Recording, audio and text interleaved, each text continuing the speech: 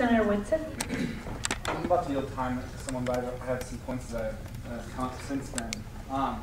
Senator Williams brought up the fact that Native Americans are left and forgotten from history books. But I'm currently taking a class in Native American relations, and so is she. I think you'd be hard pressed to find a Janist class because that's where like the swastika originally came from. So I think it'd be, if we're talking about hate speech in this context, then or cultural awareness, you will not find a Janus class, and you'll find far fewer people who are aware of the fact that the swastika originally is an Eastern religious symbol. Building on what Senator Garcia said, she brought up something really interesting in that, and I'm building on top of this, that she talked about the mission statement for Mothers Against Drunk Driving, I believe, correct? Okay, which sparked me into thinking about what the big difference is. And people have said, I'm really uncomfortable with the fact that in Vice President Coburn's bill, there are specific examples mentioned. You're going to support that, not this. This is the difference. We are a legislative body that writes legislation. And in Vice President Coburn's bill, he's citing news examples. You will be hard-pressed to find a piece of legislation from any legislative body. Show me a bill from any legislative body that says action A, this is B, response to action A. You will not find that. Maybe in a treaty or something like that, and even then, like you will not see the Battle of the Bulge causing something in Treaty of Versailles to happen. Action A does not cause action B in legislation. That's just, we're a legislative body, and that's why I'm supporting, from just the logistical, take the emotion, everything out of it. I'm supporting the government bill over the Senate bill because legislative bodies do not say because of action A, action B. With that said, and since Senator Kelly has exhausted a lot of his time, and if Senator Kelly wants it, I'm yielding to Senator Kelly. Yeah, I think Senator Woodside brought up a good point. I do think that we have learned about Native Americans in our history books.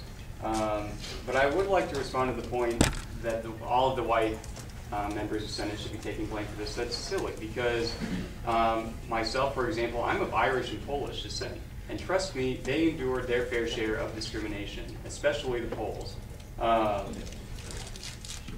So I just think that's a silly argument. And the broader question that I ask is, again, why does this particular group deserve special recognition for them being offended? And I think that's really the fundamental problem, the fundamental difference between Vice President Coburn's bill and Senator Shilhanik's bill is that Senator Shilhanik's bill really focuses on this one group that was offended, and Vice President Coburn's bill kind of looks at the broader issue as a whole.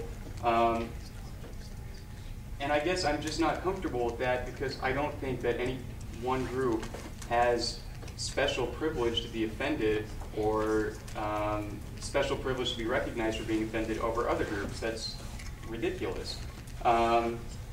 And the final point I'll make is that, okay, no, you do not have to explicitly say the words racist and bigot, but the bill does say in the second line, non-discriminatory practices. Well, that implies that what these students did was discriminatory. It's part of the whereas clause. And regardless of whether or not you do think that the language is condemnatory, clearly it has had repercussions that are condemnatory. There's a front page story in the DN. These students have to come in front of the entire Senate and 3 video cameras to apologize. So a burden has been placed on these students whether or not you want to say it was due to the language of the bill. And I have a problem with that. So I think I've said everything I need to say. And I obviously am not a fan of Senator Shilhanik's bill. And I hope you support Vice President Coburn's. Senator Bell. Okay, I have just a couple things. Just first of all, a couple things that have been said that I just have to take issue with and just have something to say on them. I guess we've talked around the issue of what's valid to be offended by and how people can kind of categorize that and do different things with that. I think there's a genuine difference between being offended by something because of a view that you hold or something that you made a choice to believe in or to do or be, than being offended by something that is because of who you inherently are as an individual, what you were born as. So I just want to put that out there and be sensitive to that issue, and there's a difference there, and we just need to be aware of that as a Senate.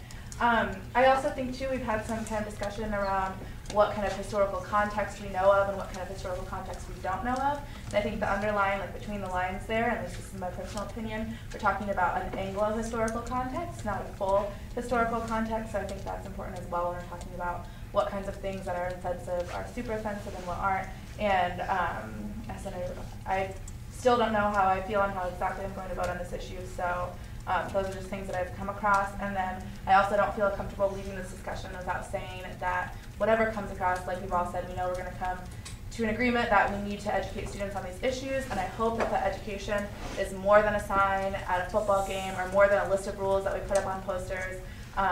Education really comes to experiences with different cultures and genuine things of that nature. So whoever takes, charge of this project, I please just really hope that you take that into consideration.